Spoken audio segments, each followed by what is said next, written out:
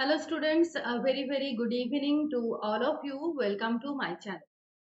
This is a very important class on Fyodor Dostoevsky, so very famous Russian writer.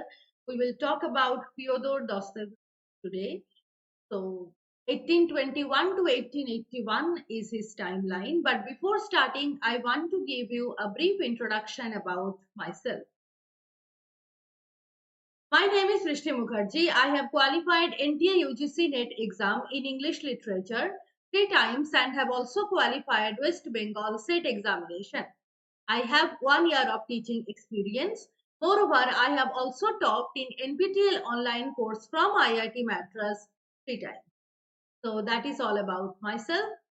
This is the link of my Telegram channel. So those of you who have not joined yet, please join to get notification of all important classes. And also please don't forget to like, share and subscribe my YouTube channel so that many more new learners can join. तो चलो start करते हैं आज का topic Fyodor Dostoevsky the very famous Russian writer. So some of you have requested me to make a video on Dostoevsky and his important works. That is why I am making this recorded video. Okay, तो चलो start करते हैं. So first of all we will look at his biographical details. So Fyodor Dostoevsky was born on 11th November 1821 in Moscow.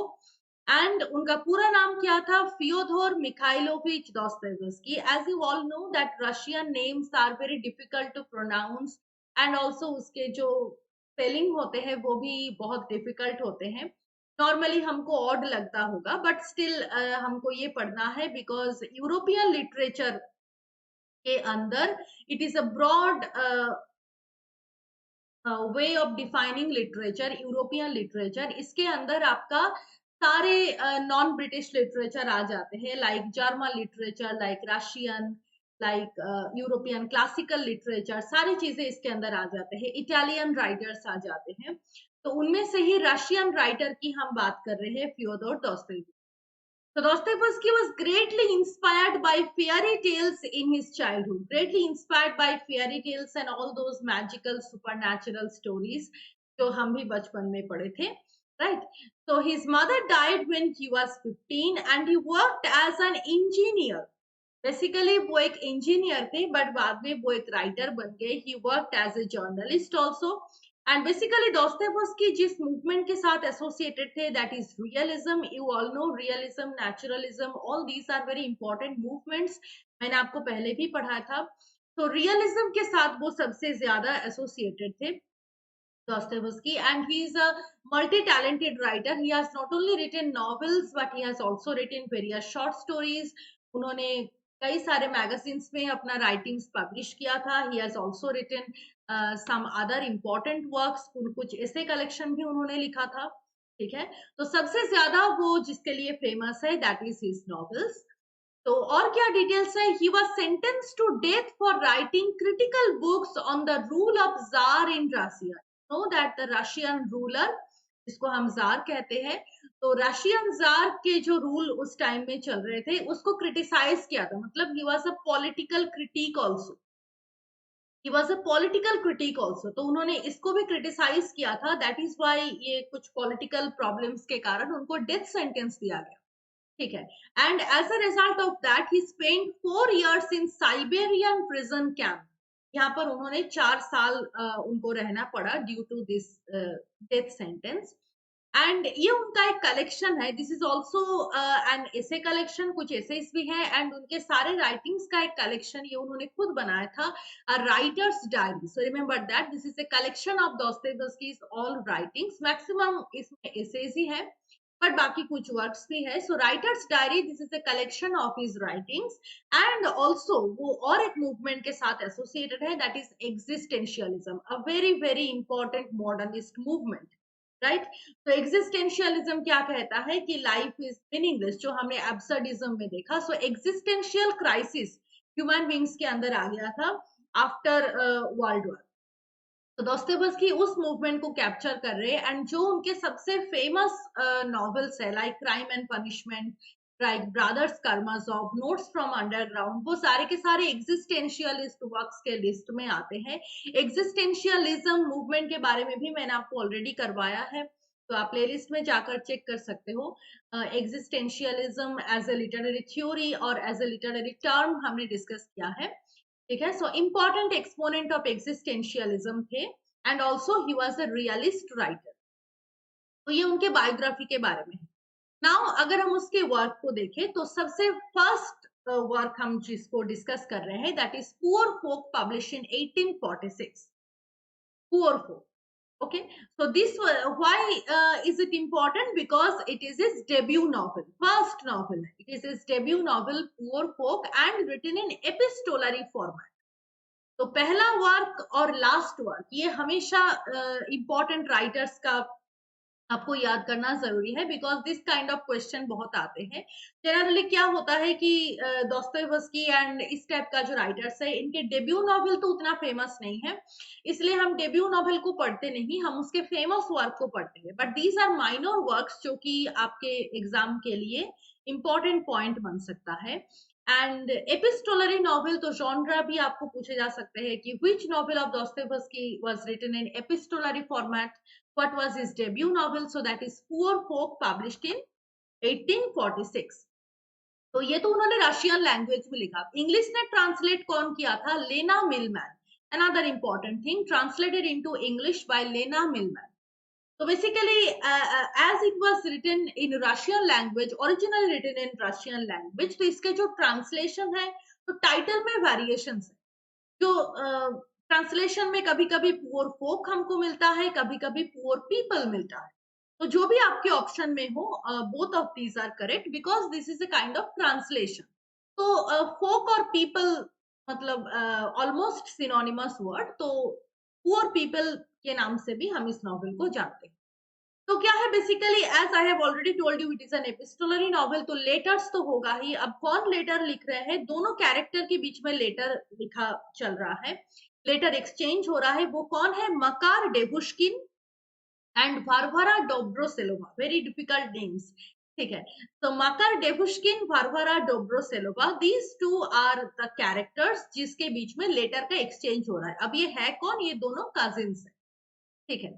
तो basically it is also important because it is known as Russia's first social novel, social realism, जिसका exponent थे Dostoevsky, existentialism and realism. तो ये first social realistic novel था, that is why poor folk is important.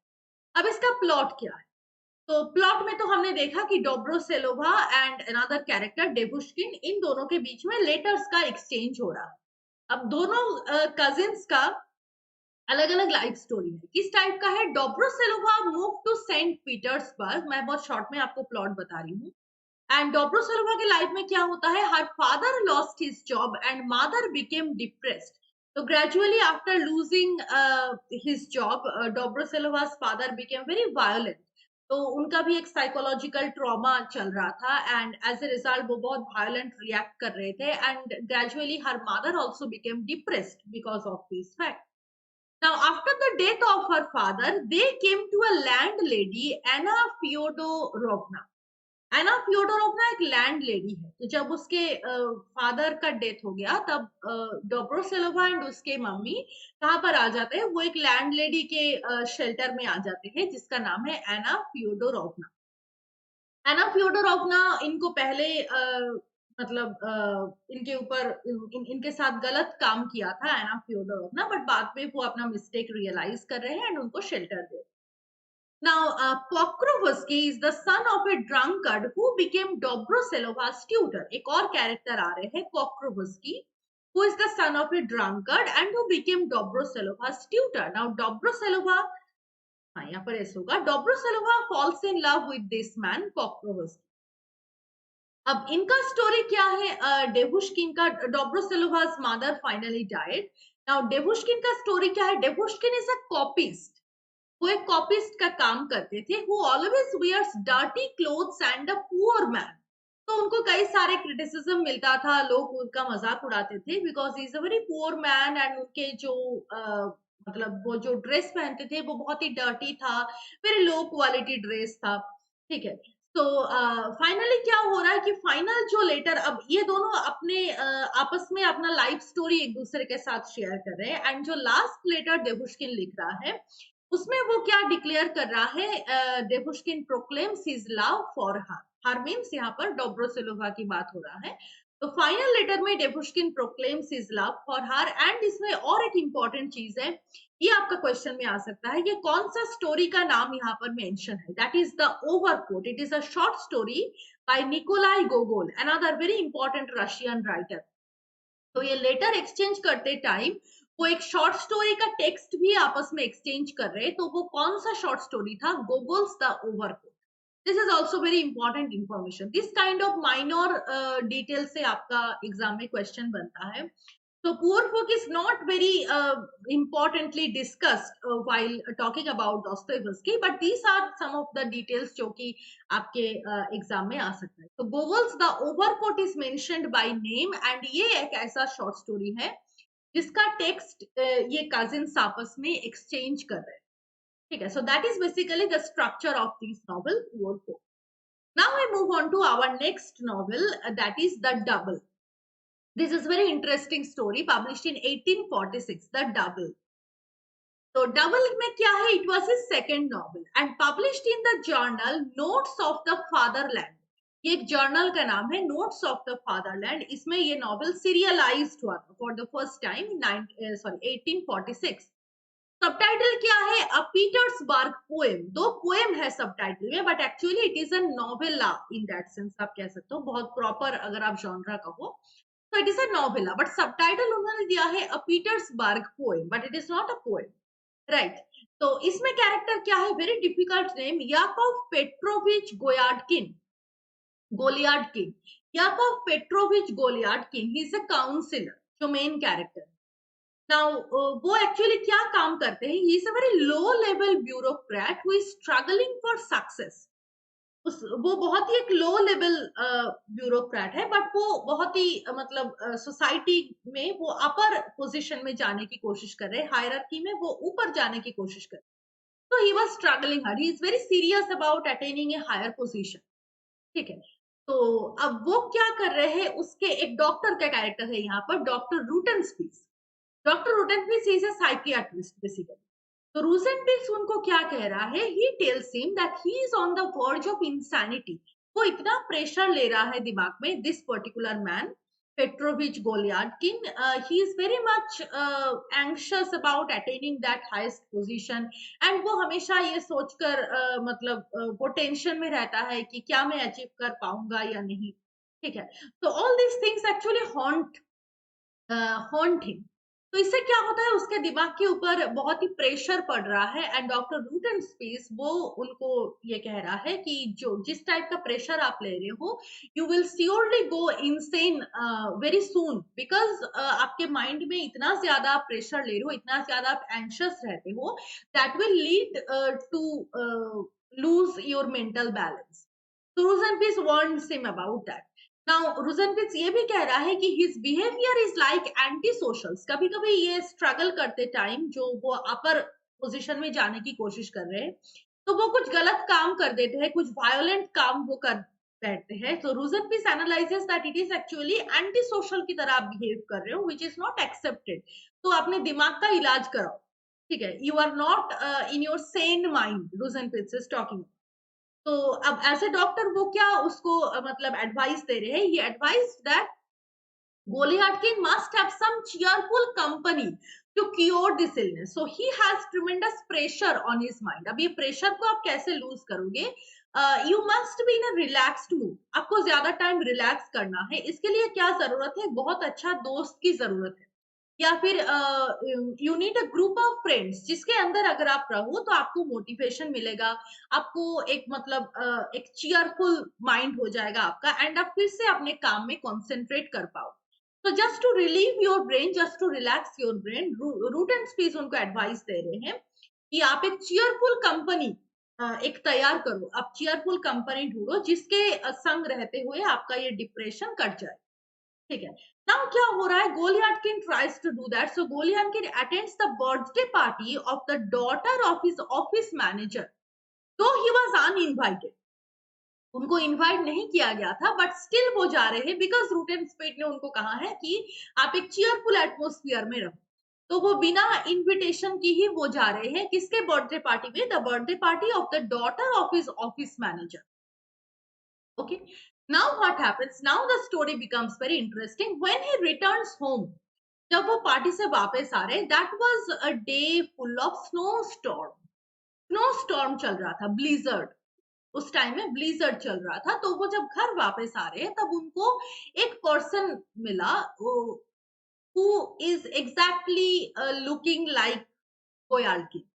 ठीक है, so he meets his double, जिसको doppelganger कहते हैं, डॉपलगेंजर, राइट। तो he meets his double and he becomes very shocked. अब आप ये सोचो कि ये मतलब अक्सर कहा जाता है कि भगवान ने जो हमें बनाया है, हमारा जो शक्ल है, हम सबका अलग अलग मतलब अपीयरेंस है। तो ये कहा जाता है कि हम सबका एक हम शक्ल इस दुनिया में है, किसी भी कोने में है। तो ऐसे ही भगवान बनाते हैं कि टू पीसेस। ठीक है, तो ये कहा जाता है, मतलब इज इट ट्रू और नॉट, दैट डिपेंड्स, बट ये कहावत है, आपने भी सुना होगा कि अब हम सबका एक मतलब जुड़वा कोई ना कोई है, जो हमारा सेकंड पार्ट है, डॉपलगेंजर है, वो किसी वर्ल्ड के किसी भी कोने में वो है। तो अगर आप सोचो कि आप अपने डबल के साथ अगर आपका अचानक मुलाकात हो जाए तो कैसा हो। तो already Golyadkin is very much depressed. ठीक है, तो उनके तो दिमाग का हालत वैसे भी ठीक नहीं। तो जब वो घर वापस आ रहे हैं, अब देखो टाइम क्या है, it is a snow storm, blizzard का time, so weather is not so good. अब यहाँ पर उसका हेलुसिनेशन हो रहा है या फिर वो सही देख रहा है, ये तो डिबेट। बट ये नॉवल में मेंशन है कि वो अपने डबल को देख रहा है, डॉपलगेंजर को देख रहा है, जो एग्जैक्टली उसी के तरह मतलब वो दिखते हैं। Now he becomes very surprised and क्या हो रहा है, दोनों के बीच में कुछ बातें हो रहा है, दे बिकम बिटर एनिमीज। ठीक है, तो ग्रेजुअली गोलियार्ड्स्किन अपने ही चेहरे को वो हेट करने लगता है बिकॉज उसी के तरह अपीयरेंस लेकर एक दूसरा पर्सन उसके पास आए हैं एंड दोनों एनिमी बन गए। तो इन that sense it is talking about कि आप अपने ही ईगो से या फिर आप अपने ही सेल्फ से आप डिप्रेस्ड हो गए हो या फिर आप डिस्गस्टेड फील कर रहे हो, that kind of psychological trauma is there. And at last क्या हो रहा है कि he is very much traumatised and ये अब उनका हेलुसिनेशन होने लगा।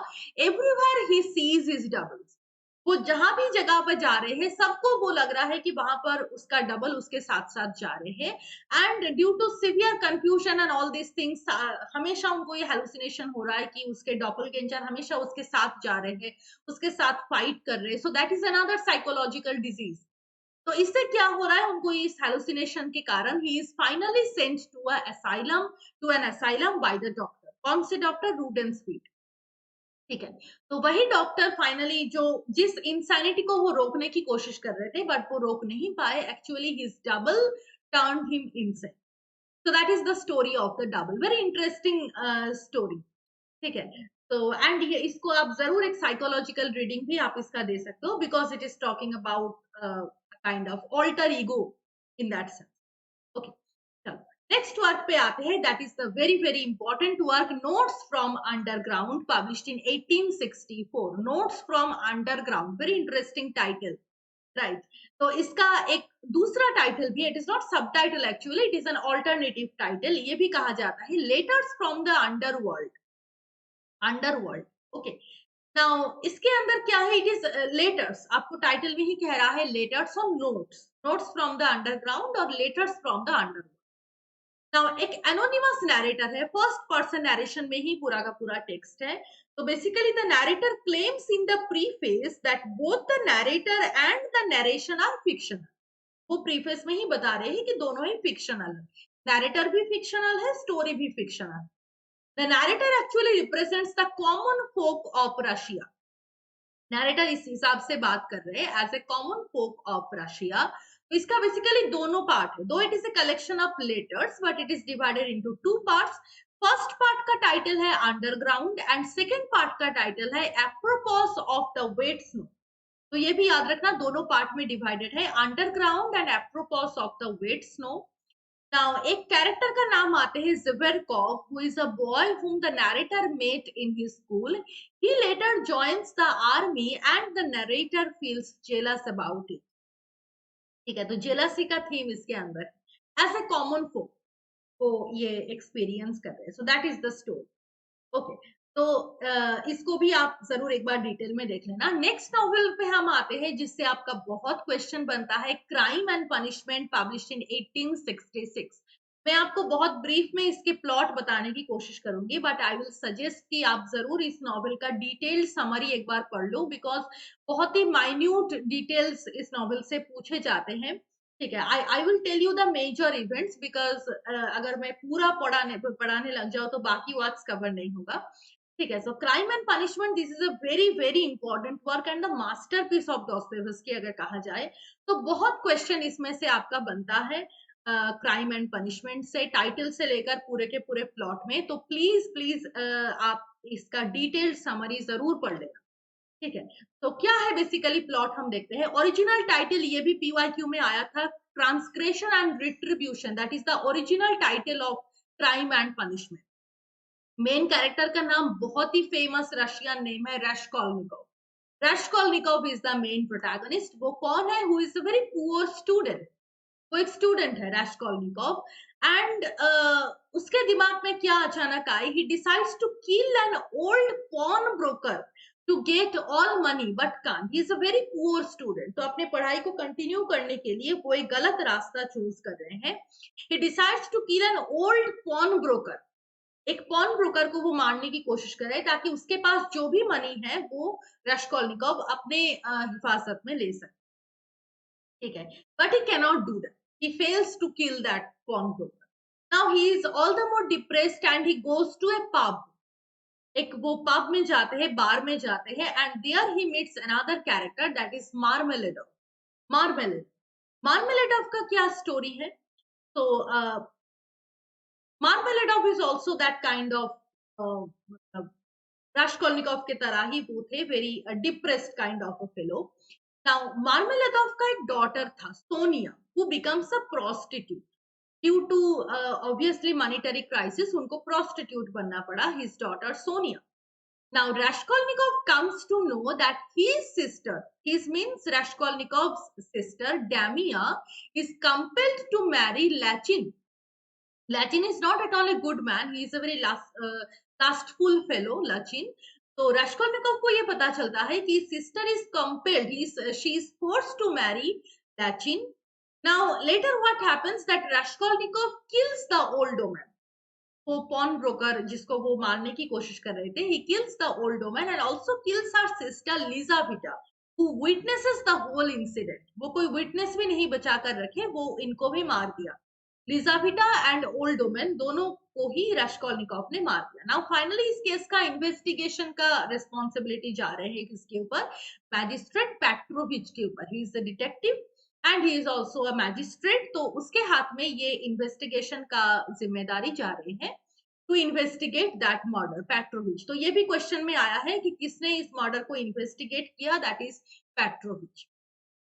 पेट्रोविच सबसे पहले वो रास्कोल्निकोव को सस्पेक्ट नहीं किए थे, बट उनको एक आर्टिकल मिलता है। He reads an article written by Raskolnikov. वो आर्टिकल में रास्कोल्निकोव क्या कह रहे हैं, where he writes that if a person does a crime out of helplessness and compulsion, it should not be considered as punishable. ये उन्होंने एक आर्टिकल में मेंशन किया रास्कोल्निकोव ने कि अगर कोई पर्सन कोई गलत काम कर रहा है, तो सबसे पहले we must need to know the reason behind it, कि वो क्यों ये कर रहा है। अगर उसके पीछे एक वैलिड रीजन है, अगर उसके पीछे उसका कोई ट्रॉमा है, कोई हेल्पलेसनेस है, कोई कंपल्शन है, तो हम उसको दोषी नहीं मान सकते, because that will be against law according to Raskolnikov. Raskolnikov ये कह रहा है कि if a person does a crime out of helplessness and compulsion, अगर उसके पीछे का स्टोरी कुछ ऐसा है, then it should not be considered as punishable. Now, why Raskolnikov is writing that kind of an article? Because he himself is feeling guilty. वो मारना नहीं चाहते थे, बट सिचुएशन ऐसा हो गया कि उनको दोनों मर्डर कमिट करना पड़ा, not only the old woman but उसको विटनेस को भी मारना पड़ा, that is Lizaveta. So he is very much feeling guilty inside his own mind. That is why he is writing. He is actually self justifying.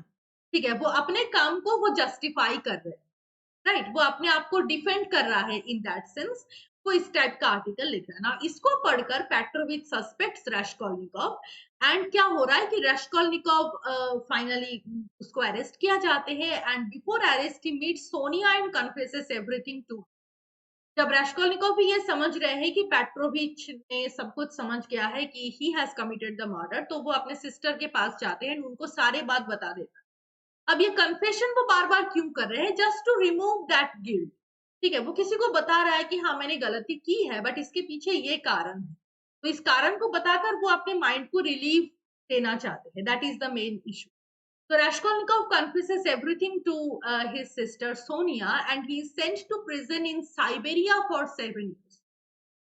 यहाँ पर आप autobiographical element ला सकते हो, बिकॉज मैंने आपको अभी बायोग्राफी में भी बताया है कि Dostoevsky himself was sent to Siberia prison. उन्होंने भी 4 साल वहां पर बिताया है, तो मे बी इसलिए उन्होंने साइबेरिया को ही मेंशन किया, हो सकता है। कोई डायरेक्ट ऑटोबायोग्राफिकल रेफरेंस नहीं है, बट आप ये कनेक्ट कर सकते हो अपने बायोग्राफी के साथ, दोस्तोयेवस्की की बायोग्राफी के साथ। So Raskolnikov is sent to prison in Siberia for 7 years. So that is crime and punishment. So basically, Dostoevsky is raising a big question कि what is crime and what is punishment? ये दोनों जो हम words कहते हैं crime and punishment, क्या ये arbitrary है या फिर इसका कोई फिक्स्ड मीनिंग है? तो देखो रास्कोल्निकोव जो कह रहा है, इससे यही साबित होता है कि क्राइम जो हम कहते हैं वो हमेशा क्राइम नहीं होता है, उसके पीछे कुछ ना कुछ कारण होता है। So Dostoevsky is also talking about the other side of looking at a crime, maybe you can say. तो वेरी इंपॉर्टेंट नॉवेल, इसके ऊपर आपको कई सारे क्रिटिकल वर्क्स भी मिल जाएगा, you can also read that, and please read the details, summary, character details कभी कभी मैचिंग में आते हैं।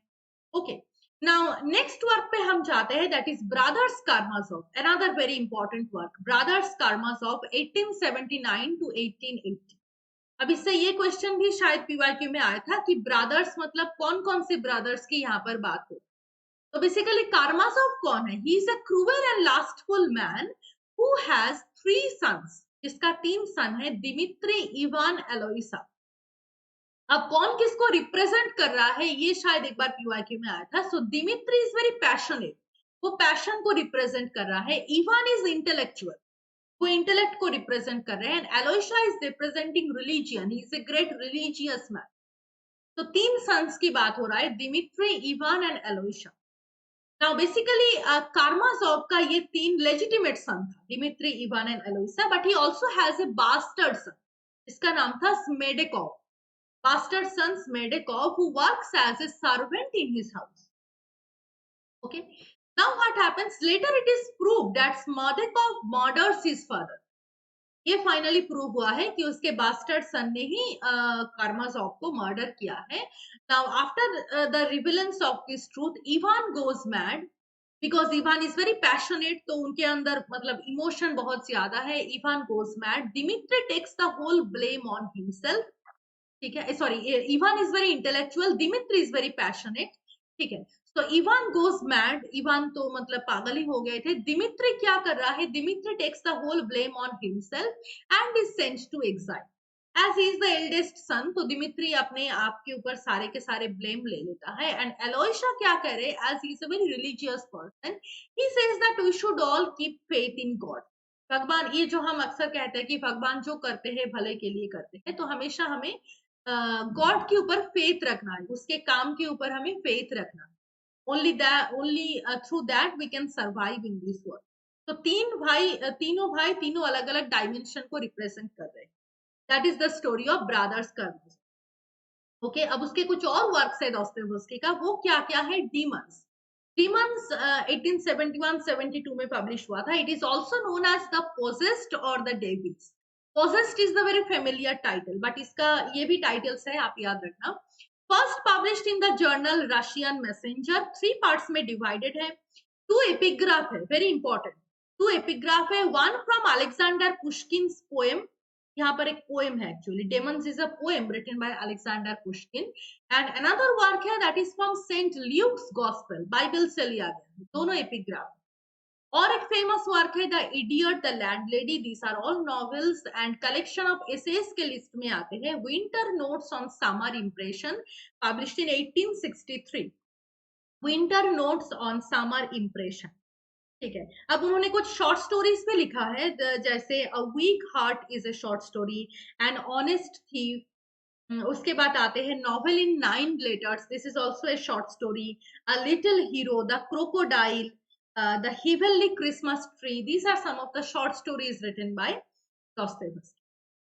Okay, so that is about Dostoevsky. Thank you all for listening. And जाने से पहले जरूर आप वीडियो को लाइक एंड शेयर कर देना।